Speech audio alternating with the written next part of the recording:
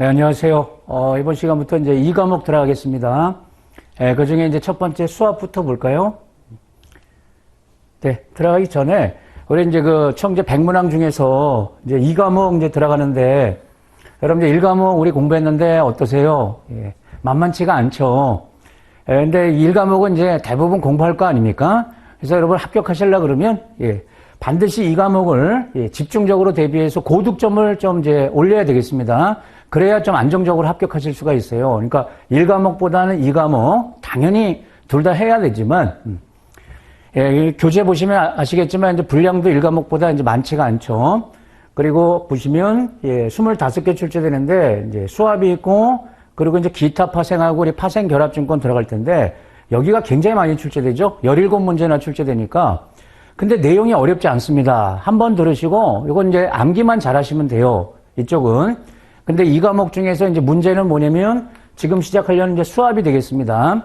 8개나 출제되니까 이제 적은 편이 아니에요. 근데 여기 개념이 좀 어렵습니다. 처음에 이제 생소하면 좀 어렵잖아요. 그래서 이 과목에서 이제 수압을 가장 어려워하시는데 이것만 잘 여러분 넘어가시면 역시 이제 설명을 잘 드려야 되겠죠, 제가. 그러면 이쪽은 상대적으로 이제 부담이 없기 때문에 전체적으로 이 과목에서 반드시 점수를 많이 따야 돼. 될 수 있는 대로 많이. 25개 그러면 당연히 20개 이상 이렇게 목표를 하셔야 되겠습니다. 또 가능하다는 겁니다. 네. 자, 수압. 이제 이런 내용 공부할 겁니다. 수압은 이제 교환하는 거죠. 그래서 기초 개념 우리 이제 살필 거고, 크게 보면 이제 이자율 수압, 이제 금리를 교환하는 거고요. 통화를 교환하는 이제 통화 수압이 있는데, 대부분의 이제 분량이 다 이자율 수압이에요, 여러분. 이자율 수압이 양이 많고, 이제 통화 수압은 역시 이것도 이제 중요하지만 내용이 많지 않기 때문에 이제 1시간 정도 이렇게 이제 말씀을 드릴 겁니다. 어찌됐든 파생 상품은 큰 틀에서 암기 과목이 아니잖아요. 이 수압도 마찬가지라는 겁니다. 그 구조를 잘 이해해야 돼요. 이 수압은 이제 그림이 많이 나오는데요. 그 이제 설계도라고 이렇게 이제 표현을 하는데 그 구조를 잘 이해하시면은 또 의외로 쉽습니다. 제가 이 당락, 여러분들 시험에 합격하는 게 최우선 아니겠어요? 이 당락을 결정하는 그 정도로 이제 중요한 과목이다. 그러니까 수압을 포기하면 안 된다 이런 뜻이죠. 어렵다고 포기해서 그럼 다른 걸 더 맞춰야 되는데 다른 과목 이렇게 살펴보면 또 만만한 게 없습니다. 네. 자, 그러면 시작을 해볼게요, 여러분. 수압의 기초부터. 여러분, 이제 수압이라는 것은 교환하는 거잖아요. 서로 이제 어디서 장외에서 교환을 하는데 왜 교환하겠어요? 서로 이제 득을 보려고 하겠죠? 네. 이제 교재 1절에 이제 수압 기초 나오고요. 이제 파생상품, 이건 이제 우리 이미 알고 있는 겁니다. 이제 거래 기법에 따라서 크게 이제 4가지. 포워드 거래가 있고, 이제 선도 거래죠. 퓨처스, 옵션, 수압이 있는데, 이 선도 거래하고 선물은 예약 거래 형태는 똑같잖아요. 다만 선도는 이제 장외에서 1대1로 이제 조건을 정하는 거죠. 다 미래 거래라는 뜻이죠. 오늘 거래를 체결하고, 실제 이제 수도, 돈 주고받고 물건 주고받는 것은 만기 때 이루어진다. 미래 특정일에. 그런데 이게 이제 어디서? 이 장외에서 하는 거 아닙니까? 포워드니까. 이걸 이제 거래소로 옮겨온 게 퓨처스. 그래서 상장돼서 거래된다. 주식처럼. 거래소니까. 표준화돼 있고.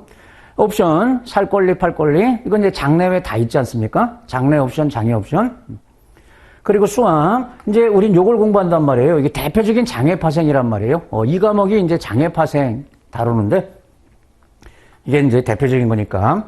그래서 이제 수압을 이렇게 이제 얘기를 한다는 거죠. 현물 거래, 선도 거래, 혹은 일련의 선도 거래가 여러 개 모여진 하나의 거래. 이게 뭐냐? 4개 중에 그럼 이제 수압, 떠올리시면 되는데, 여러분 이제 수압은, 주기적으로 교환을 한단 말이에요. 만기를 정해놓고, 6개월 주기, 3개월 주기 이렇게 여러 번 교환이 이루어지는데, 그러면 여기 이제 선도 거래는 미래 거래잖아요. 이게 이제 한 번만 이루어지는 게 아니고 여러 번 이루어진다. 이제 그런 뜻입니다. 여러 개 모여져 있다. 여러 번 교환한다. 이제 이런 의미. 네. 다시 한번 이제 수압 계획에서 이제 수압은 뭐다? 1년의 현금 흐름을 교환하는 계약인데 이제 장외에서 체결한다는 겁니다. 여기 이제 현금 흐름이라는 것은 부채도 있고 이제 자산도 있을 겁니다. 그러니까 내가 이제 부채를 갖고 있다, 자산을 갖고 있다. 이것을 필요에 의해서 이제 교환하겠다는 겁니다. 예를 들면 변동부채를 고정부채로 또는 이제 변동자산을 고정자산으로 이렇게 자산이나 부채를 필요에 의해서 서로 이제 교환하겠다. 그럼 여기 이제 그림을 잠깐 보겠습니다. 여기 이제 기본인데요, 수압에. 초기하고 만기 때 여기 이제 원금을 교환합니다. 그러니까 서로 이제 원금을 빌리고 빌려준다. 이런 개념으로 보시면 돼요. 그리고 이제 만기 때 원위시켜야죠. 돌려줘야죠. 그리고 중간에 쿠폰을 교환한다. 이게 이제 이자입니다. 중간에 이자. 그래서 초기하고 만기 때 원금 교환이 이루어지고 중간에 이제 이자를 이제 주고받는 게 수압의 가장 기본적인 구조다. 물론 모든 수압이 이렇게 원금하고 이자를 다 교환하는 건 아닙니다. 이제 수압 종류에 따라서 이자만 교환하는 형태도 있고 또 원금 이자를 다 교환하는 형태도 있습니다. 자, 어찌됐든 여러분 이 두 번째 말을 좀 봐볼까요? 수압이 경제적 의미를 가지려고 그러면 수취하는 현금 흐름, 지급하는 현금 흐름, 주기적으로 이제 서로 이제 교환한다 했잖아요. 그럼 이제 주는 게 있고 받는 게 있을 거 아닙니까? 그 현금 흐름에 여기 이제 현재 가치입니다. 현재 가치가 원칙적으로 같아야 된다는 겁니다. 그러니까 쉽게 얘기하면 뭐냐면 오늘부터 뭐 1년 동안 수합을 하기로 했어요, 상대방하고. 그러면 계약을 체결하는 시점부터 한쪽이 유리하고 한쪽은 불리하면 체결이 되겠습니까? 안 되겠죠? 그래서 이제 조건을 정할 때 미래에 이렇게 주고받을 거 아니에요. 그럼 미래에 주고받는 돈은 크기는 다를 거란 말이에요. 그것을 어떻게? 지금 시점으로 이제 환산한다는 거죠. 현재 가치. 뭐 6개월로 뭐 1년 후 이렇게 이제 주고받는 금액이 있다. 그 미래 금액이. 그것을 현가를 보겠다는 겁니다. 현가를 봐서 주는 거하고 받는 거하고 반드시 같아야 이론적으로 맞다. 그래야 체결이 되는 거다. 그런 뜻입니다. 이것 좀 기억해 놓고요. 방금 말씀드렸지만 그렇지 않으면 한쪽이 유리해지는 거잖아요. 시작부터. 그럴 수는 없습니다. 다만 계약 맺을 때는 유불리가 없는데 계약이 진행되는 과정에서 뭐 금리가 변하거나 환율이 변하거나 이러면서 이제 유불리가 나오는 거거든요.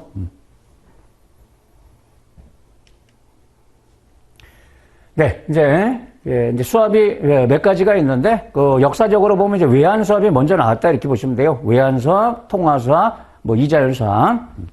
현재 이제 이자율 수압을 제일 많이 거래하지만 시간 순서로 보면 외환 수압이 먼저 나왔습니다. 외환을 교환하는 거예요. 외화를. 자, 그래서 이제 어떻게 얘기한다? 뭐 FX 수압이라고 표현하는데요. 참고하시면 되고요. 자, 특정 통화에 대해서 거래 금액은 동일한데 방향이 반대인. 그래서 처음 교환하는 건 지금 교환하니까 현물환. 그리고 이제 미래에 교환하는 건 선물환이라고 표현하는 겁니다. 포워드. 이걸 동시에 반대 방향으로 체결하는 거다. 자, 이게 이제 외환 수압의 정의다. 근데 한마디로 하면 뭐냐? 이겁니다, 여러분. 서로 다른 통화를 예를 들어 나는 지금 달러가 필요하고 상대방은 원화가 필요하다고 치면 서로 다른 통화를 빌리고 빌려주는 거예요. 빌리고 빌려주는 거래다. 그게 이제 외환 수압이다. 이렇게 보시면 돼요. 자, 외환 수압은 이제 특징이 만기를 짧게 합니다, 여러분. 1년 이내 아주 짧게. 주로 이제 3개월물이 많습니다. 3개월 동안 빌리고 빌려주는 거예요. 단기라는 거 기억해야 되고요. 이게 짧게 하다 보니까 중간에 이자 교환을 하지 않습니다. 그러니까 초기에 이제 빌리고 빌려주니까 원금 교환을 하겠죠? 그리고 만기 때, 그때 이자를 한 번에 주고받아요. 그래서 중간에 이자 교환하지 않습니다. 짧게 하기 때문에. 그래서 이제 원금만 주로 이제 교환이 되고, 다만, 요 이자를 만기 때 원금 원위치 시킬 때 포함해가지고, 이제 교환을 한다. 자, 한번 구조를 보겠습니다. 자, 여기 이제 A 기업하고 B 기업이 있는데요. 얘네들이 지금 여기 화살표를 잘 보시면 되죠? 이게 이제 구조란 말이에요, 여러분. 이제 설계도. 지금 여기 나가죠? 들어오죠? 이거 보이시죠? 그러면 A가 지금 뭐예요? 100만 달러를 수취하고 12억을 지급하는 이런 교환을 하는 거잖아요. 그럼 여기 이제 환율이 느낌이 오시죠? 1달러 1200원으로 이렇게 서로 이제 교환을 해서 그리고 만기 때 보면 원위치 시키는 거죠? 여기 이제 언제가 만기인지 모르지만 12억 돌려받고 100만 달러 돌려주고 그러면서 여기 알파라는 게 붙었습니다. 이게 이제 두 통화 금리 차예요. 이자를 이제 한 번에 주고받는 거예요. 그러면 이때 현물환율로 1달러 1,200원 뭐 이렇게 이제 가정한다는 거죠. 그러면 이렇게 교환하고 원위치 시키면서 이 알파를 서로 주고받고 두 통화 금리차. 자, 여기서 여러분 그러면 이 그림을 보면 지금 A가 지금 뭘 빌린 거예요? 달러를 빌린 거잖아요. 그렇죠? 달러가 필요해서 달러를 빌린 거고 B는 원화를 빌린 거란 말이에요. 그러면 얘 기준으로 이렇게 보면 얘는 어떻게 외환 수합을 한 거예요? 달러를 차입하고 원화를 대출. 이런 외환 수합을 한 거죠. 자, 그래서 이제 이거 해석하는 겁니다. A 기업 입장에서 보겠습니다. B는 이제 반대로 봐야 되니까 100만 달러를 차입한 거죠. 이 화살표가 들어오니까 차입했다. 그리고 12억을 대출했다. 자, 중요한 것은요. 이걸 영어로 어떻게 표현하냐면 그럼 영어로 표현하면 A 기업은 이 달러죠? 달러에 대해서 뭐 했다? 바이 앤 셀 했다. 이렇게 얘기합니다. 그러니까 바이 앤 셀 외환 수합을 했다 그러면 그 해당 통화를 차입했다. 이렇게 보시면 돼요. 바이가 처음에 받는 거잖아요. 받았다가 돌려주는 셀. 그러니까 샀다가 판다. 물론 이제 사전적 의미는 그렇지만 빌렸다가 돌려준다. 이런 느낌. 그래서 차입은 바이 앤 셀. 이렇게 표현합니다. 이걸 알아야 돼요. 그럼 대출은 뭐예요? 빌려줬다가 돌려받는 거잖아요. 그럼 팔았다가 다시 사는 거. 셀앤바이. 이 셀앤바이는 대출입니다. 그래서 이걸 영어로 표현할 때 A 기업은 달러에 대해서 바이 앤 셀 외환 수합을 했다. 물론 여기 원화는 이제 반대, 어게인스트니까 반대 원화가 있다. 그러면 이 원화는 얘 입장에서 셀앤바이 한 거죠. 대출이니까. 요걸 이제 셀앤바이라고 표현한단 말이에요. 셀앤바이. 요건 바이 앤 셀. 여기 밑에는 이제 B 기업 입장에서는 그럼 달러, 동일 통화인 달러에 대해서 뭐 한 거예요? 빌려준 거잖아요. 빌려줬다, 대출해줬다. 그러면 영어로 뭐라고 표현한다? 셀앤바이. 셀앤바이. 자, 우리 A 기업 입장에서 볼게요. 그러면 A는 달러에 대해서 지금 외환수합 우리말로 하면 현물환, 지금 교환하는 걸 매수, 선물환은 매도하는 외환수합을 한 거다.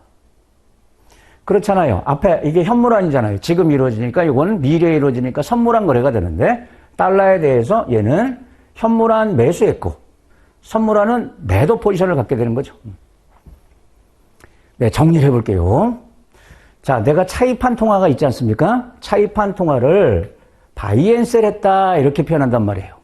근데 이 바이 앤 셀을 우리말로 풀면 바이가 매수고 셀이 매도인데 이게 앞에 거고 이게 뒤에 거니까 그러면 이건 현물환.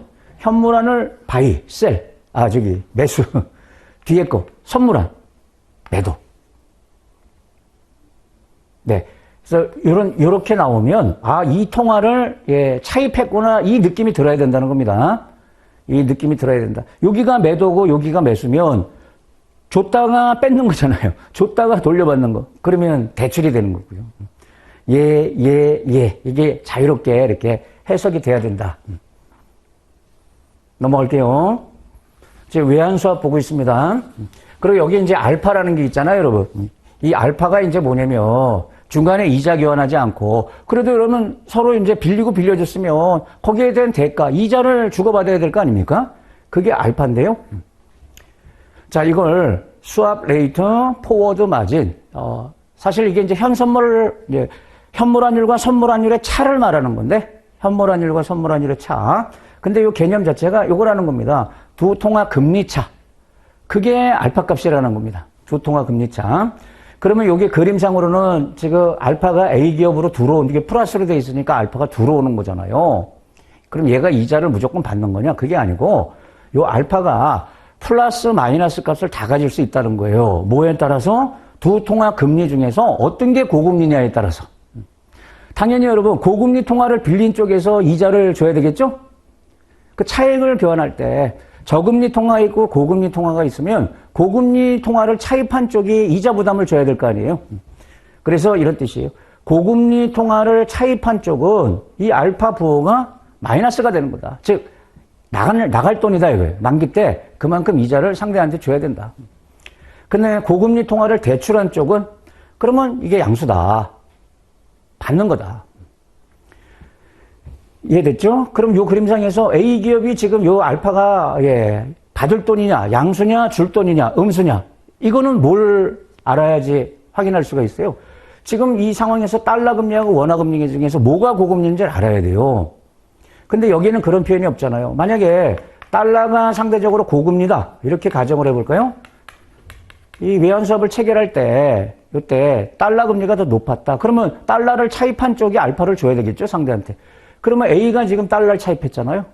그럼 이 부호가 마이너스 되는 거예요. 나가는 거다 이거예요. 원화가 뭐 저금리일 거 아닙니까? 그러면 원화는 뭐 3%고 달러 금리가 뭐 4%였다. 그러면 요 차가 1%잖아요. 그럼 1%에 대해서 이제 이자를 계산해서 줘야 되는데, 맞죠? 결국 그러면 요게 뭐가 되는 거냐면, 요게 선물환율이 되는 겁니다. 선물환율. 요게 지금 현물환율이라고 이렇게 이제 봐야 되겠죠? 계약 맺을 때 이게 현물환. 그리고 이게 선물환 거래인데, 여기에 알파가 들어간 게 이게 선물환율이 되겠죠. 왜냐면 여러분, 우리 선물환율 1과목에서 통합파트에서 선물환율 이자율 평형이론으로 공부하지 않았습니까?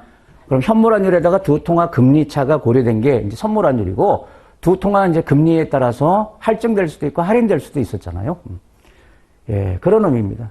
그래서 외환수합은 현물환, 선물환 이런 식으로 교환이 된다는 거예요. 네, 넘어갈까요? 이 특징들 챙겨놔야 되고요. 자, 다음으로 가서 이 대출 상품이 두 개 나오는데요. 이게 론이잖아요. 론은 대출이죠. 근데 평행하다, 패러럴 그러니까 이제 평행하다, 또 백투백. 이 백투백은 원래 이제 사전적 의미는 등과 등을 맞대는 거니까 중개한다는 의미거든요. 근데 이거는 대출 상품입니다. 근데 이게 발전해서 통화수합이 나왔다는 겁니다. 그러니까 통화수합의 원초적 형태가 된 게 뭐냐 그러면 이제 흔히 이제 통화수합의 기원이 된 상품이다 이런 얘기를 해요. 기원이 된 대출 상품이 뭐냐 그러면 백투백 론 또는 패러럴 론. 자, 이 두 개는 대출이란 말이에요. 대출은 현물이잖아요, 여러분. 그래서 파생상품이다, 아니다? 파생상품이 아니라는 겁니다. 이게 발전해서 통화수합이라는 이제 파생상품이 나왔다. 이런 뜻이고요. 그래서 우리가 이제 파생상품을 부외거래라는 표현을 쓰죠. 장부에 기록이 안 된다. 대차대조 표상에 기록이 안 된다. 왜냐하면 계약을 맺을 때는 돈이 왔다 갔다 하지 않기 때문에 장부에 금액 표기가 안 된다. 그래서 이제 장부 외거래, 부외거래 이렇게 표현한단 말이에요. 그러면 이 두 개 상품은 파생상품이 아니니까 부외거래도 아니다? 아니라는 겁니다. 네. 말이 좀 어렵죠? 지금 부외거래란 말 잘 안 쓰는데요. 기본적으로 파생상품 특성상 장부에 기록할 수가 없잖아요. 장부에 기록하려고 하면 금액이 있어야 되잖아요. 근데 계약 맺을 때 그 유불리가 없으니까 만기 때 가야 이제 이익 받는지 손해 받는지 그게 나오기 때문에 손익을 표시할 수가 없어요. 그런 개념이고. 자, 그러면 이 패러렐 론하고 백투백 론. 이게 이제 어떤 거래인지 보겠습니다. 이게 여러분, 이제 영국에서 나온 대출 상품이라고 보시면 돼요. 영국에서 요 당시에 이제 외환 규제를, 세계적으로 외환 규제를 좀 심하게 했어요. 그래서 외화가 나라 밖으로 빠져나가는 거 있지 않습니까? 그걸 이제 규제해가지고 아이디어를 내서 이런 이제 대출 계약을 체결했다는 겁니다. 자, 왜 평행하냐면 여기 그림을 보겠습니다. 이렇게 보시면 이쪽이 영국 땅이고요. 이쪽이 이제 미국 땅입니다. 그 영국에 어떤 회사가 있습니다. 미국에 어떤 회사가 있어요. 이제 본사예요. 근데 이제 상대 국가 여러분, 지금 이제 글로벌 시대잖아요. 그러니까 예전에도 이렇게 상대 국가에 자회사를 뒀단 말이에요. 그럼 영국의 자회사가 미국에 있고 또 미국의 자회사가 영국에 있을 수 있잖아요. 그럼 얘네들이 여기서 사업을 하려고 그러면 요 영국의 자회사, 얘는 달러가 필요할 거 아닙니까? 그래서 이 미국 본사로부터 달러를 빌리고, 그러니까 얘가 얘한테 달러를 대출해주고, 그러니까 이제 이렇게 상대방을 찾아야 돼요. 반대 입장에 있는 상대방을 찾아가지고, 또 영국 본사는 얘 A 자회사는 저 파운드가 있어야 되니까 파운드를 대출해 주는 겁니다. 그러니까 각각 상대 자회사한테 달러나 파운드 이렇게 이제 대출해 주면 얘네들은 자금을 이제 조달할 수가 있잖아요. 그러니까 본사가 이렇게 보내줘도 되는데 이러면 물 건너가니까 이제 규제를 받는 거죠. 이렇게 보내주면 규제를 받는 거죠. 그래서 이렇게 각각 이게 평행하잖아요, 여러분. 필요한 자금을 조달해서 이제 사용했다. 이게 이제 평행한 론이다. 그러면 이것은 대출이 두 건이 생기는 겁니다. 이거하고 이거는 완전히 별개로 보는 겁니다. 자, 일단 개념이 뭐다? 모회사가 상대 자회사에게 각각 대출을 실시하는 것. 이게 패러럴론. 자, 두 개의 대출 계약이 별개로 실행되는 거다. 그래서 상계가 된다, 안 된다? 안 된다는 겁니다. 즉, 이쪽이 파산했어요. 그러면 이거 못 받을 수 있겠죠? 그렇다고 이쪽 안 줄 거야. 안 된다는 겁니다. 예, 이거 완전히, 예, 별개이기 때문에 얘가 파산하면 얘는 못 받는데 얘는 이제 줘야 된다는 겁니다. 그러니까 서로 좀, 예, 신용위험이 큰 거죠. 한쪽이 부도나면 이제 상계가 안 되니까. 상계 개념 아시죠? 퉁치는 게 안 된다는 거잖아요. 그래서 이게, 예, 외환 규제는 피하고 자금 조달은 할 수 있는데, 이제 신용 위험이 굉장히 크다. 이걸 별개로 간주하기 때문에, 예, 이런 이제 문제가 있어서 조금 이제 여기를 이제 발전시킨 게 백투백 론이라고 보면 됩니다. 백투백 론은 모회사끼리 직접 대출을 받아서, 그러니까 대출은 이렇게 한 건 체결하는 거예요. 본사끼리. 이렇게 달러 대출, 파운드 대출, 이렇게. 요거 이제 한 건이라는 겁니다. 대출이 한 건. 이게 핵심이에요. 물론, 돈은 이렇게 갑니다. 돈은 이렇게. 얘가 받아서 이렇게 넘겨주는 게 아니고, 이렇게 사실은 가지만, 개념상 그렇다는 겁니다. 본사끼리 체결했으니까. 그럼 역시 자금 조달은 할 수 있잖아요. 외환 규제 안 받고.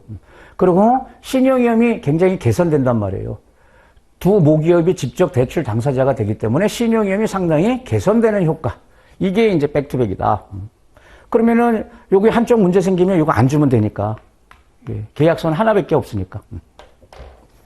네. 특징 간단하게 챙기고요. 이게 이제 교환하잖아요. 가만히 봤더니 이게 달러하고 파운드 이렇게 교환하는 개념이잖아요. 그래서 이게 이제 발전해서 통화수합이 나왔다는 겁니다. 통화수합도 통화를 빌리고 빌려주는 거니까 외환수합이 아니고 통화수합의 이제 기초가 됐다. 넘어갈게요. 자, 수합은 통상 이제 장기 계약을 맺습니다. 1년 이상 이렇게 장기로 하는 게 일반적이에요. 그래서 우리 이제 자본시장이 1년 이상짜리 상품이 다 자본시장에서 거래되잖아요. 그래서 수합은 캐피탈 마켓, 자본시장과 관련이 있다 이런 뜻입니다. 일단 이제 우리 뒤에서 하나씩 볼 텐데 우리 수합 중에서 이자율 수합, 이게 가장 비중이 큽니다. 현재 세계적으로 제일 많이 이루어지는 게 이게 금리 수합. 이 금리 수합이라고도 얘기하고 이제 이자율 수합 이렇게 이제 표현하는 거죠. 근데 얘는 동일 통화, 이자만 교환해요. 뭐 달러 이자율 수합, 원화 이자율 수합. 그래서 뭐 달러나 원화는 교환하지 않고요. 거기에 대한 이제 변동금리, 고정금리 이렇게 두 개 금리만 교환하는 거예요. 이자만 필요에 의해서. 근데 통화 수합은 서로 다른 통화, 이종 통화입니다. 원화와 달러, 뭐 이렇게. 원리금 교환 계획이다. 원금 이자 다 교환한다는 겁니다. 이런 차이가 있습니다. 그래서 미리 여러분, 우리 이제 외환 수합은 지금 공부하지 않았습니까? 그리고 요 이자율 수합하고 통화 수합 볼 텐데, 얘네들의 차이점을 먼저 봐볼게요. 자, 이 세 개가 다 교환하는 건데, 원금을 교환하냐, 쿠폰, 이자를 교환하냐, 만기는 짧게 하냐, 길게 하냐, 어느 시장에서 거래되냐, 이게 차이가 있다는 겁니다. 일단 외환수합은 좀 전에 봤죠? 원금 교환하잖아요. 근데 만기가 짧기 때문에 중간에 이자 교환한다, 안 한다? 안 한다. 다만 여기 현물환, 선물환 이런 식으로 이제 원금을 교환하죠. 그 1년 이내 단기 수합. 그러니까 얘는 어디서 거래된다고 봐야 돼요? 캐피탈 마켓이 아니고 외환수합은 머니마켓에서 거래되는 거예요. 머니마켓 개념이다. 단기 자금 시장. 자, 통화수합은 원리금 다 교환합니다. 원금도 교환하고 이제 이자도 교환합니다. 중간중간에. 그러면 여기 초기에 현물환율을 적용해서 교환하겠죠? 달러를 원화하고 달러를 어떻게 교환비를 정할 거냐. 현물환율. 근데 이 만기 때도 현물환율로 교환해요. 이게 통화수합의 또 굉장히 중요한 특징이에요. 만기 때 선물환율로 교환하지 않고 얘처럼 현물환율로 교환해요. 통화수합은. 그리고 중간에 이자, 뭐 하나는 고정이자고 하나는 변동이자고 뭐 이제 약정을 맺는 거고요. 근데 이자율 수합은 동일 통화. 그래서 원금은 교환하지 않습니다. 약정은 맺지만 교환하지 않고 이자만. 고정금리, 변동금리 이렇게 중간중간에 이자만 교환합니다. 근데 얘네들은 1년 이상 장기로 계약을 맺어요. 그리고 여러 번 교환해요. 만기 때까지. 그래서 장기 개념이고 그러니까 자본시장에서 거래되는 거예요. 넘어갈게요. 자, 이제 수합시장의 주요 용어라고 나와 있는데요. 별표 치겠습니다, 여러분. 수압에서 사용하는 이제 용어들이 있어요. 근데 이게 수압은 이제 장외 거래니까 여러분 이제 표준화는 안 돼 있겠죠? 자기네들이 협상으로 얼마든지 조건을 만들 수가 있어요. 다만 우리 시장에는 항상 관행이라는 게 있지 않습니까? 예, 그래서 어떤 이제 관행을 따른다는 거죠. 그게 싫으면 달리 계약을 맺어도 되는데, 예, 일종의 이제 관행. 그럼 어떤 관행으로 이제 거래가 이루어지냐, 이제 그 얘기를 하는 겁니다. 중요합니다, 여기. 예, 시험에 나와요. 일단 이거는 그냥 가볍게 봐요, 여러분. 수압 시장의 참여자. 수압은 장외이기 때문에 누가 반드시 있어야 돼요? 딜러가 있어야 돼요, 여러분. 고객끼리 이렇게 상대방 찾아서 수압을 하기가 쉽지 않아서 딜러가 주로 상대방이 되는 거예요. 딜러가.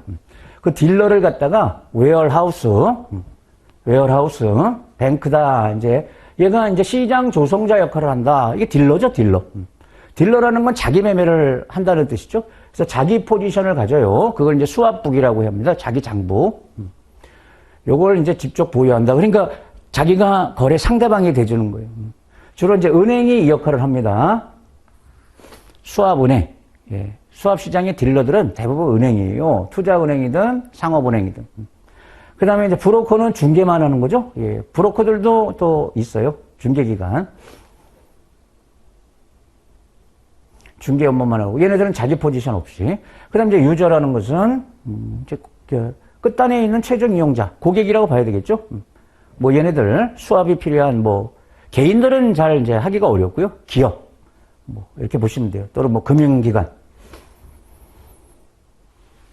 이건 어려운 거 아니니까, 여러분. 웨어하우스. 예, 그럼 이제 딜러 역할을 하는 거다. 이렇게 보시면 돼요. 자, 이제 여기서부터 여러분 하나하나 다 이제 챙겨놔야 돼요. 수압 포지션. 일단 여러분 이제 이자를 교환하는 걸 봐볼게요. 통화 수압이든, 예, 금리 수압이든 다 이자를 교환하잖아요. 그러면 하나는 고정금리가 하나는 변동금리란 말이에요. 그럼 걔네들을 반대 방향으로 교환하지 않겠어요? 그래서 우리 이제 관행적으로 여러분 고정금리를 앞에 많이 씁니다. 요걸 기준으로 많이 잡아요. 자, 고정금리를 지급하고 변동금리를 수취하는 이런 식의 이제 교환이 있거나 또는 요걸 반대로 고정금리를 수취, 변동금리 지급. 이렇게, 예, 두 가지가 있겠죠, 여러분, 교환하는 것은. 자, 이렇게 고정금리를 지급하고 변동금리를 수취하는 수압이다. 이걸 말이 기니까 이제 앞으로 우리는 그냥 고정금리 지급 수압이다. 이렇게 표현할 겁니다. 고정금리 지급 수압. 그러면 뒤에 변동금리는 수취한다. 이게 내포가 돼 있는 거죠. 고정금리 수취 그러면 변동금리 지급. 이것도 내포가 돼 있는 거고. 이렇게 교환을 하는데 이걸 이제 영어로 표현해야 될 거 아닙니까? 이 고정금리 방향에서 고정금리를 지급한다. 이거를 갖다가 페이어 수압이라고 얘기합니다. 요 페이 그러면 이 고정금리 포지션이에요. 고정금리를 지급하는 거다. 그 다음에 변동금리 수치. 요걸 갖다가 롱수압이라고 표현합니다. 그래서 요렇게 하는 것을 롱수압이라고 얘기합니다. 롱수압. 예, 롱이 매입하는 거잖아요. 수압 매입. 자, 고정금리를 수취한다 그러면은, 예, 리시브잖아요. 수치니까. 그래서 요 리시브, R수압. 요 방향으로 R. 그럼 변동금리로도 표현해야 될 거 아닙니까? 변동금리를 지급, 팔았다, 숏수압. 그래서, 예, 이런 포지션을 갖다가 숏수압, 수압 매도 포지션. 이렇게 얘기합니다. 자, 정리를 해보면, 우리말로 고정금리 지급, 변동금리 수취하는 수압을 영어로 표현하면, 페이어 수압. 그냥 줄여서 그냥 P수압, 페이 수압. 이렇게 이제 막 사용을 해요. 또는 롱수압. 이 같은 의미라는 거죠. 페이 수압이나 롱수압이나 결국 이 포지션을 얘기하는 겁니다. 그 다음에, 예, 리시브 수압이나 숏 수압이나 다 이 포지션을 얘기하는 거다. 이거 혼용해서 쓸 거예요, 여러분. 혼용해서. 페이, 리시브, 롱, 숏. 아시겠죠? 자, 여기 이제 중요한 게 또 요거란 말이에요. 그러면 이렇게 이제 수압을 체결했단 말이에요. 내 입장에서 이런 식의 지금 이제 교환을 하고 있어요. 그러면 계약을 맺을 때는 유불리가 없지만 이게 이제 계약이 진행되면서 계약 시점에는 유불리가 없지만 계약이 진행되면서 어떻게 되는 게 유리한 거예요? 요 포지션은 자, 이 고정금리는 정해진 거잖아요. 요게 시장에서 변할 거 아닙니까? 변동금리가 이제 시장금리니까. 그럼 그걸 받고 있으니까 시장금리가 상승할 때 유리해지는 수압입니다. 이게. 그러니까 시장금리가 상승할 때 유리해지는 수압은 고정금리 지급하는 수압이죠. 즉 페이 수압이죠. 롱 수압이죠. 다시 말하면 금리 상승에 대비를 해야 되겠다. 투기를 하든 해지를 하든 금리 상승에 대비를 해야 돼. 그러면은 금리가 올라갈 때 득을 보는 수압을 체결해야 될 테니까 반드시 뭘 해야 된다? 예, 이 고정금리 지급 수합을 해야 됩니다. 이해되시죠, 여러분? 금리가 상승한다는 건 요게 상승한다는 거잖아요. 요거는 정해진 거고. 그러면 요게 많이 들어올 거 아니냐 이거예요. 유리하겠죠? 그럼 얘는 반대가 되겠죠? 고정금리 요건 정해진 거고 변동금리 요게 변하는 거잖아요. 요게 시장금리잖아요. 근데 변동금리를 주는데 금리가 떨어지면 적게 줘도 되니까 정해진 거 받고 예, 적은 게 나가니까 당연히 유리하겠죠. 시장금리 상승, 고정금리 지급 수합이 예, 가치가 커지는 거다. 금리가 예, 계약이 진행되면서 금리가 빠지면 고정금리 수취하는 수합이 가치가 커지는 거다. 꼭 기억해야 되고요. 요건 지금 말씀드린 겁니다. 롱 수합하고 페이 수합하고 같은 포지션이라고 그랬죠. 둘 다 고정금리를 지급, 변동금리 수취하는 건데 근데 이름을 고정금리를 지급한다. 여기서 페이. 이 페이 그러면 항상 고정금리. 이건 변동금리. 변동금리를 산다. 예. 그래서 시장금리를 샀다. 그래서 수합 매입. 결국은 같은 거다.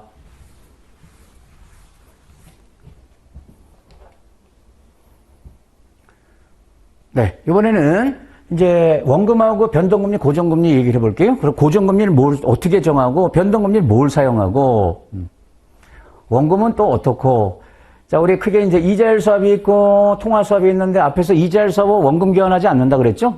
그래서 원금은 교환하지 않습니다. 중간에 이제 이자만 교환해요. 근데 여기서 주의하실 것은 그러면 원금을 교환하지 않으니까 원금을 약정 맺을 필요가 없냐? 그렇진 않습니다. 이자 계산할 때 필요해요. 원금을 100만 달러를 적용할지 뭐 200만 달러를 적용할지 예, 이자 계산에 필요하기 때문에 약정은 맺어야 됩니다. 약정은 해야 된다. 그래서 명목상의 원금이다 이런 표현을 써요. 교환을 하진 않지만 예, 정해야 된다는 거죠. 반면에 통화수합은 원금 이자를 다 교환하니까 이 원금 약정 맺는 게 훨씬 더 중요해요. 매우 중요하다. 그래서 이 수합이 장애다 보니까 여러분 상대방 위험이 있을 거 아닙니까? 근데 이자율 수합보다 통화 수합이 상대방 위험이 더 커요. 왜냐면 얘는 중간에 이자만 주고받으니까 그 크기가 크진 않을 거잖아요. 근데 얘는 원금도 왔다 갔다 하기 때문에 상대방 위험이 이 통화 수합이 월등히 큽니다. 자, 그 다음에 이제 변동금리는 뭘 쓰냐? 변동금리 시장금리 중에서 이제 대표성을 갖고 있는 걸 쓰는데 자, 달러 수합, 화폐가 달러인 달러 수합에서는 리보를 씁니다. 리보 금리를 가지고 이제 이자를 계산하는 거예요. 리보. 지금 요거 이제 산출 안 된다 그랬는데 이제 교재는 그냥 우리 이제 공부한다 이렇게 리보로 이제 공부하겠다 이렇게 보시고요. 그다음에 우리나라 원화 이자율 수합에서는 CD 금리가 변동금리 지표로 사용됩니다. 항상 이것만 쓰는 게 아니고 이걸 제일 많이 쓴다는 겁니다. 이게 변동금리 지표죠, 여러분. 시장금리니까. 리보, CD. 그리고 이자 계산할 때 여러분 이제 일할 계산하는 거 있잖아요. 그럴 때 이 머니마켓이죠, 여러분. 단기 자금 시장 관행을 따라서 두 가지만 보면 달러는 1년을 360으로 계산하죠. 액트 360. 예, 만약에 그 실제 일수가 91일이다. 그럼 360으로 나눠서. 근데 우리나라 원화는 365 방식입니다. 그럼 요 실제 일수가 똑같다. 금리도 똑같다. 그러면 당연히 이쪽이 커지겠죠? 이자 크기가. 자, 요 두 가지, 요게 머니마켓 관행이라는 거예요. 달러는 360 방식이에요. 원화는 365. 그 다음에 이제 고정금리, 이게 제일 중요해요, 여러분. 수합에서. 이 고정금리를 5%로 할지, 5.1%로 할지, 이걸 서로 정해야 되거든요. 그래서 이것을 수합가격, 수합금리. 흔히 우리가 이제 수합금리가 지금 어느 정도 하고 있지, 그러면 이 고정금리를 얘기하는 겁니다.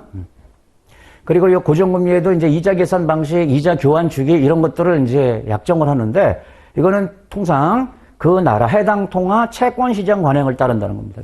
이 고정금리는 이 장기 개념이에요. 장기 동안 묶이는 거잖아요. 똑같은 걸 장기로 이렇게 교환하니까 이건 장기 금리 개념이란 말이에요. 이거는 단기잖아요. 이거 뭐 3개월 리보, 6개월 리보. 그러면 3개월, 6개월마다 조정되는 건데 얘는 수합 만기 때까지 가는 거잖아요. 그래서 이제 장기 개념이기 때문에 예, 채권 시장 관행, 얘는 머니마켓 관행. 그러면 이 채권 시장 관행이 네 가지가 있다는 겁니다. 쉽게 얘기하면 채권 이자 계산 이제 하는 방법이 네 가지가 있다는 거죠. 액트 360, 액트 365, 요거와 똑같은 말이고요. 액트도 있다는 겁니다. 요 액트는 조금 이따 보고 30, 360. 요렇게 채권 이자를 예, 계산하는 채권도 있어요. 이자를 계산하는. 그 다음에 이제 예, 고정금리 교환 주기를 갖다가 애뉴얼 그럼 뭐예요? 1년에 한 번 교환하겠다. 예, 그 다음에 세미 애뉴얼 6개월마다 교환하자. 쿼터리 3개월마다 교환하자. 참고로 우리나라는 이 쿼터리 방식이거든요. 이 CD가 3개월 금리이기 때문에 이 변동금리를 3개월마다 교환해요. 거기에 맞춰가지고 이 고정금리도 쿼터리 3개월마다 이렇게 교환이 이루어집니다. 자, 그러면 요 네 가지, 이거 어려운 말이 아니에요, 여러분. 이 액트라는 것은 실제 일수. 그러니까 이제 이자 계산해야 되는 프람하고 투, 그 기간이 있을 거 아닙니까? 예. 그 기간이 실제 90일이냐, 91일이냐, 큰 달, 작은 달이 있으니까. 그것을 1년을 뭘로 보고? 365로 보고. 뭐 설명 필요 없죠. 예, 실제 일수를 365로 나눠서 이제 이자 계산하겠다. 자, 요게 특이하죠? 요 실제 일수인데 여기 액트가 들어가면 뭐냐면 이게 윤년까지도 고려를 하겠다. 그러니까 윤년이 아닐 때는 365로 나누고 여기 요것처럼 윤년일 때는 366을 적용하겠다. 4년에 한 번씩 윤년 돌아오니까 그러면 366이 된다. 어떻게 보면 가장 정교하게 계산하는 거죠. 그런데 이제 반대로 쫀쫀하게 뭐 이렇게 하루치 이렇게 하냐. 그냥 무조건 1년을 360일로 보고 한 달을 30일로 보자. 그게 30, 360 방식. 실제 일수 고려하지 말자. 그럼 하루 이틀 차.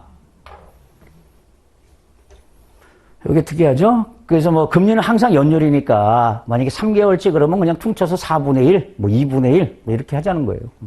근데 이게 자, 그럼 이제 이거 해석하는 걸 보겠습니다. 사실 여러분 이제 이런 것들을, 이런 조건들을 다 누가 고시를 하는 거냐면 딜러입니다. 딜러들이 나하고 수합을 하자. 근데 나는 이렇게 이자 계산해 주겠다. 이렇게 하겠다. 마음에 들면 나랑 하고 싫으면 다른 딜러한테 가봐라. 그래서 이제 이런 것들을 대부분 이제 딜러들이 고시를 합니다. 또는 서로 이제 협상으로 정한다. 이렇게 보세요. 근데 여기 10% 요게 의미하는 거, 요게 의미하는 거 여기까지는 지금 봤잖아요. 여기 이제 앞에서 안 본 게 나와 있네요. 자, 여기 10%라는 것은 무조건 뭐다? 고정금리를 말하는 겁니다. 그러니까 고정이자는 10%로 계산해서 주고받자 이런 뜻이고요. 근데 그거를 어떻게? 이 고정이자를 6개월 주기로 주고받자 이런 뜻이죠. 세미 애뉴얼이니까 1년에 2번 교환하자. 그렇게 제시가 된 거고요. 그리고 이자 계산은 고정이자 계산을 큰 달 작은 달 안 따지겠다. 30, 360으로 하겠다. 물론 이것을 어떤 딜러는 이렇게 할 수도 있고요.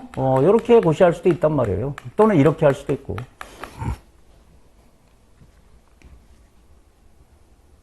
해석되죠?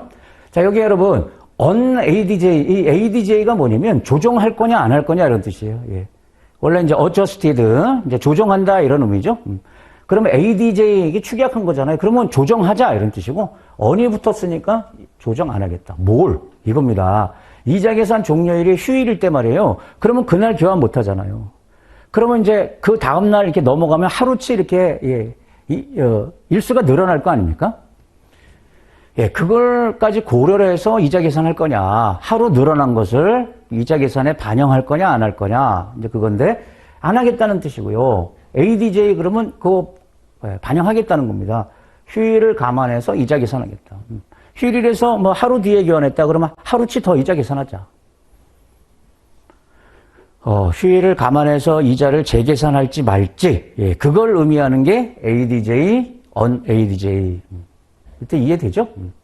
그런데 여러분 이제 unADJ는 요 방식에서 주로 써요, 여러분. 요거하고 요게 이렇게 같이 따라다닌다고 보면 돼요. 나머지 분자가 이렇게 액트로 들어가는 거 있잖아요. 이거는 ADJ 방식을 해야 되겠죠? 왜냐면 이 기본이 실제 일수를 고려해서 계산한다 그랬으니까 휴일 고려해서 하루 늘어나거나 하루 줄거나 그것까지 얘는 기본적으로 실제 일수를 이제 반영하는 거니까 얘네들은 통상 이렇게 되는 거고요. 얘가 이런 방식이다 보시면 돼요.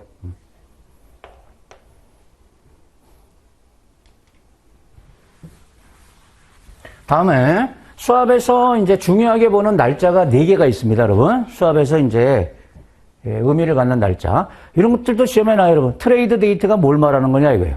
트레이드 데이트, 이펙티브 데이트, 페이먼트 데이트, 리셋 데이트. 트레이드 데이트는 계약을 체결한 날이죠. 흔히 우리가 뭐 T 플러스 2일 이런 말 쓰잖아요. 그 T가 이제 트랜잭션 또는 이제 트레이드, 근데 여기 이제 트레이드라고 나와 있죠. 트레이드 데이트, 계약을 체결한 날을 말하고요. 이펙티브란 말 자체는 이제 효력이 발생한다 이런 뜻인데요. 실효가 된다 이런 뜻이잖아요. 실질적인 효력이 발생한다.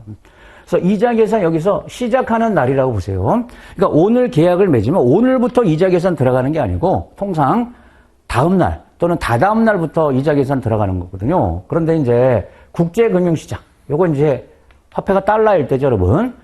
달러 수합에서는 통상 T 플러스 2일부터, 그러니까 이게 현물일이잖아요, 여러분. T 플러스 2일이 스팟 데이트죠. 이날부터 이자 계산 들어가니까 이펙티브 데이트가 이렇게 되는데, 우리나라는 빨라요, 여러분. 우리나라는 좀 빨리빨리, 이런 느낌. T 플러스 1일, 이때부터 이게 이펙티브 데이트다. 이때부터 이자 계산 들어간다. 그러니까 오늘 계약을 맺었으면 나중에 이자 주고받을 때 오늘부터, 오늘이 풀함이 아니고 이길부터 이제 일수를 계산한다는 거예요. 그 다음 페이먼트 데이트는 뭐예요? 지불한다는 거니까 결제가 발생하는 이자 지급일이나 원금 교환일. 그러니까 중간중간에 교환하는 날. 그게 페이먼트 데이트다. 그 다음 특이한 게 리셋 데이트인데 여러분, 리셋이라는 건 다시 설정하는 거잖아요. 그럼 뭐와 관련되어 있겠다? 변동금리. 변동금리 재설정일. 변동금리는 계속 시장에서 달라질 거 아닙니까? 시장금리니까. 그래서 요걸 확인해서 다시 세팅을 해야 된다는 거죠. 이자 계산할 때 며칠자 변동금리를 가지고 계산할 거냐. 그 기준일을 잡아야 되니까 그걸 리셋 데이트, 변동금리 재설정일. 근데 이것도 이렇게 달러냐 원화냐. 달러는 리보 같은 경우는 이 영업일 전. 그러니까 오늘 사용되는 기준금리는 이 영업일 전에 만들어진 거다 이런 뜻이에요. 런던 기준 이 영업일 전일. 그다음 우리는 빨리빨리 하루 전 거. 예를 들면 이런 거죠, 여러분. 우리 이제 한국은행에서 기준환율을 매일 발표하잖아요. 근데 오늘의 기준환율은 전일 거래한 걸 가지고 만든 거잖아요, 여러분. 펀드도 그렇잖아요. 펀드 오늘 기준 가격은 전일 가치이듯이 그런 의미입니다. 그래서 오늘 변동금리는 전일날 만들어진 거다. 그러니까 전일이 리셋 데이트가 되는 겁니다. 조금 이따 이제 사례를 볼게요, 여러분. 하여튼 달러일 때하고 원화일 때하고 국제 관행하고 우리나라는 좀 다르다. 우리는 좀 빨라요. 여기도 1일, 여기도 1영업일 전. 그럼 보통은 이자 계산 시작일 있지 않습니까? 시작일에 시장금리를 변동금리로 사용한단 말이에요. 이렇게 여기 이자를 계산하겠다. 그럼 여기가 우리 이제 시작일, 이게 종료일이잖아요. 그냥 풀암투라고 볼 수도 있고. 그러면 이때 이자는 후치 개념이니까 요때 금리를 가지고 여기 이자 계산해서 이때 주고받는 거거든요. 앞에 걸 가지고 시작일. 이게 관행인데 이렇게 종료일 보이시죠? 이 뒤에 걸 갖고 해도 됩니다. 수합은 안 되는 게 없어요, 여러분. 관행에서 벗어나는 것들 많단 말이에요. 왜? 장애니까 서로 정하기 나름입니다. 그러면 이제 어리어란 말을 붙입니다. 종료일 걸 갖고 쓰면 나중 걸 갖고 한다는 거잖아요. 그래서 이게 이제 나중, 뒤, 뭐 이런 의미죠. 어리어.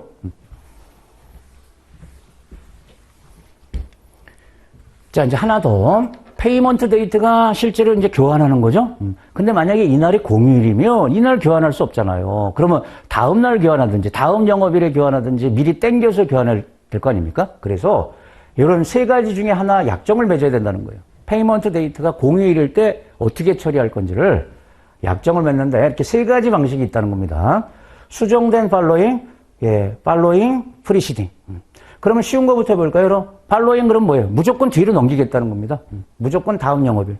페이먼트 데이트가 휴일이다. 그럼 무조건 다음으로 넘기자. 그러면 해나 달이 달라질 수 있겠죠?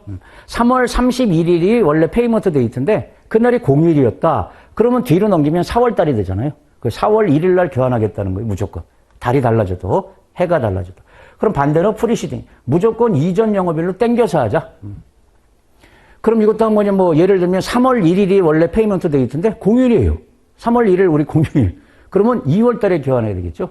2월 말에. 이것도 달라질 수 있다. 이런 걸 싫어해요, 여러분. 우리 다 그렇잖아요. 그 달에 끝내고 싶고, 그 해에 끝내고 싶고. 그래서 가장 많이 쓰는 게 수정된 팔로잉이에요. 이걸 제일 많이 사용하더라. 이건 뭐예요? 일단 팔로잉이니까 뭐예요? 다음 영업일로 넘기는데 넘기는데 달이 달라지거나 해가 바뀌면은 프리시딩처럼 땡기겠다는 거예요. 그러니까 3월 31일이 페이먼트 데이트인데 그럼 요 방식으로 한다 그러면 이거 무조건 4월 달이 되잖아요. 그럼 이게 달이 달라지니까 오케이 이렇게 안 하고 그러면 땡겨서 3월 30일 날 교환하자. 이렇게 약정 맺는 게 modified following. 이거는 이제 달라지지 않겠죠? 일부러 달라지지 않게끔 하려고 이런 약정을 맺는 거다. 참고로 수정된 프리시딩 이건 없습니다. 이렇게 세 가지. 이제 공휴일 처리에 대한 이제 영업일 관행이다. 이런 거 이해만 하면 되잖아요, 여러분.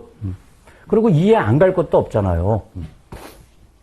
특히 금융기관에 계신 분들은 훨씬 쉽게 이렇게 접근할 수가 있고. 자, 그러면, 자, 사례를 좀 보겠습니다. 지금까지 이제 관행들을 봤는데, 이제 하나 이제 사례를 준비했어요. 요거 가지고 이제 어떻게 진행하는 건지, 교환을 하는 건지 봐볼게요. 자, 3월 8일입니다. 2년 만기, 달러 이자율 수합 계약을 체결했다. 자, 명목상의 원금 100만 달러. 그럼 100만 달러에 대해서 이제 이자 계산하는 거죠. 고정금리는 5%로 정했고, 변동금리는 리보를 쓰기로 했다. 이런 뜻이죠. 6개월 리보라는 건 뭐냐면, 그러니까 6개월 리보. 그러니까 6개월마다 교환해야 되는 거예요. 6개월마다 리보를 확인해가지고. 근데 3월 8일 리보가 4%, 9월 8일 리보가 6%. 이렇게 이제 확인이 된 겁니다. 자, 그럼 이게 무슨 의미냐면, 자, 이렇게 볼게요, 여러분. 자, 3월 8일이 계약을 맺은 날이란 말이에요. 이날 계약을 체결했으니까, 요 3월 8일이 트레이드 데이트가 되는 겁니다. 여기 T라고 썼죠? 3월 8일이 트레이드 데이트고, 그럼 이펙티브 데이트, 실제 이자 계산은 언제부터 하는 거예요? 3월 10일이죠. T 플러스 2일이니까, 이게 달러잖아요. T 플러스 2일인 3월 10일이 이펙티브 데이트고, 그러면 요 날로부터, 이펙티브 데이트로부터 6개월 후, 요게 9월 10일. 3월 10일에서 6개월 그럼 9월 10일. 요게 처음 페이먼트 데이트가 되는 거죠. 교환하는 날. 그리고 요거 만기는 2년이라고 그랬잖아요. 그럼 2년 뒤 3월 10일. 요 이펙티브 데이트로부터 2년 후 3월 10일이 만기니까 그러면 총 몇 번 교환하겠어요? 이 4번 교환할 거 아닙니까? 2년 동안에 6개월마다 교환하면 4번 교환이 이루어지겠죠? 4번 이자 우리 대출 받으면 주듯이. 자, 그러면 이제 처음 요때 고정이자하고 변동이자를 이제 계산하면 되겠죠. 6개월치에 대해서. 그럼 원금 고정이자입니다. 원금 100만 달러에다가 여기 5%로 정했잖아요. 5%. 근데 이건 연율이잖아요. 요게 이제 일수. 6개월을 계산해야 되는데 요 일수. 요거는 4가지 방식이 있다. 서로 약정 맺기 나름이다. 액트 360, 액트 365, 액트 30, 360. 뭐 4가지 중에서 이제 계산하면 되죠. 물론 어떤 걸 쓰냐에 따라서 조금 이제 크기는 달라집니다. 그리고 이제 변동금리는 원금 100만 달러는 똑같고 여기서 중요한 게 4%를 쓸 거냐 6%를 쓸 거냐 했을 때 관행이 요 앞에 걸 쓴다 그랬잖아요, 여러분. 이자 계산 시작일. 이자 계산 시작일. 요때 시장 금리를 가지고 계산하는 거다. 그래서 여기 4%를 쓰는 거다. 4%. 즉 3월 8일이 리셋 데이트다. 이때 이자 계산할 때 리셋 데이트는 3월 8일 거다 이거예요. 3월 8일.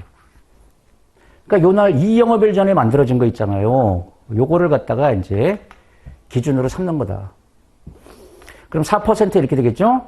요걸 써서 계산해야 되니까. 그러면 고정이자는 5%, 얘는 4%로 이자를 계산하니까 당연히 고정이자가 크게 나오겠죠?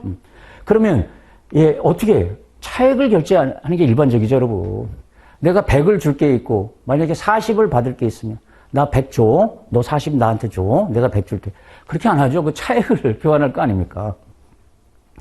그러면 원금 똑같고 요 일수 계산 방식도 뭐 똑같다고 가정했을 때 요거는 당연히 변동이자 이렇게 계산하겠죠. 달러니까. 액트 360. 그러면 요 1%, 원금에 대한 1%에 대한 6개월치. 그 이자를 서로 주고받는 거예요. 여기서는 지금 고정이자가 크게 계산됐잖아요. 그럼 고정이자를 주기로 한 쪽이 이제 넘겨줘야 되겠죠.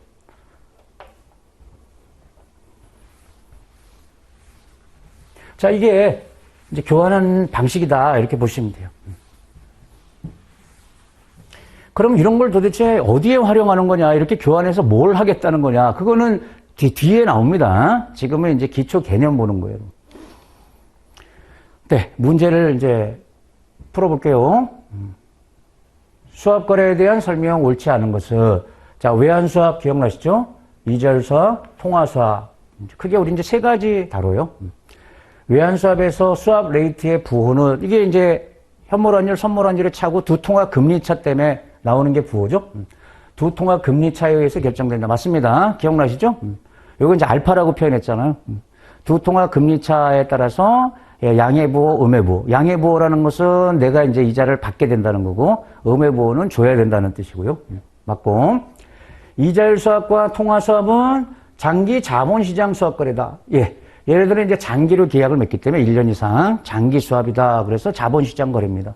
맞고요. 통화 수합 거래에서는 만기 현금 흐름은 선물환율에 의해 결정된다. 자, 이건 틀렸습니다. 선물환율을 쓰지 않습니다. 통화 수합은. 통화 수합은 현물환율만 씁니다. 계약 시점이든 만기 시점이든 다 계약 당시 현물환율 있죠? 현물환율로 원위치 시킵니다. 틀렸고요.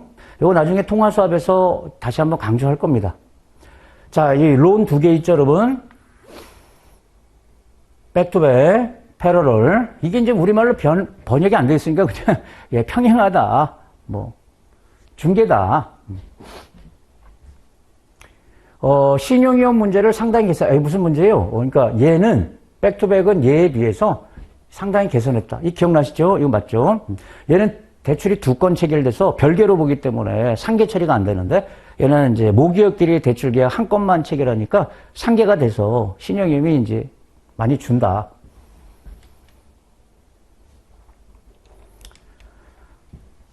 자, 이번에는 외환수합 거래.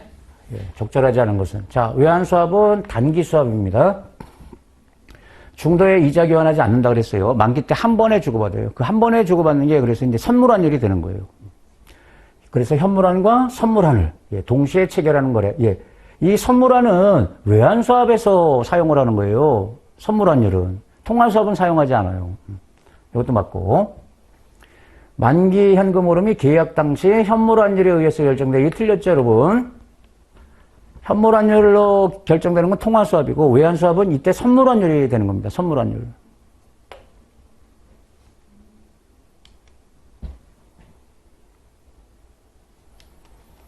그러니까 이런 식으로 시험에서 물으니까 그걸 명확히 구분할 수 있어야 된단 말이에요. 자, 이번에는 이제 수합 포지션 용어 있잖아요, 여러분. 이런 문제도 난다는 거죠. 자, 페이어 수합이 있듯입니까? 요 페이 그러면 이거 고정금리잖아요. 이거 맞죠? 자, 리시브 수합이 있듯이에요. 요 리시브는 이게 고정금리잖아요. 이거 틀렸네요. 변동금리 수취하는 게 아니고 고정금리 수취한다. 그거죠? 틀렸고. 자, 롱 수합, 그러면 수합을 매입했다, 수합을 샀다, 이런 의미인데, 이 고정금리 지급, 변동금리 수취하는 거란 말이에요. 변동금리 수취, 요 측면에서 롱이라는 말을 붙이는 거고요. 시장금리를 샀다, 이런 뜻이죠. 숏수합은 반대로 요걸 지급하는 거다. 그러면 고정금리 수취하는 거죠. 네. 그러니까 원래 얘하고 얘가 같은 의미라는 겁니다. 얘하고 얘가 예, 똑같은 의미를 갖고 있다. 포지션으로 보면.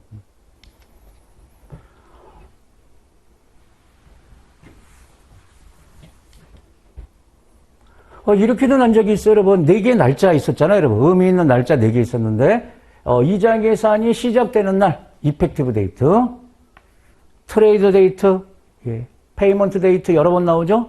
예. 리셋 데이트, 특히 여기 여러분 이제 변동금리 재설정일. 끝났나요? 네. 첫째 시간 이제 여기까지 하도록 할게요, 여러분. 수고하셨습니다.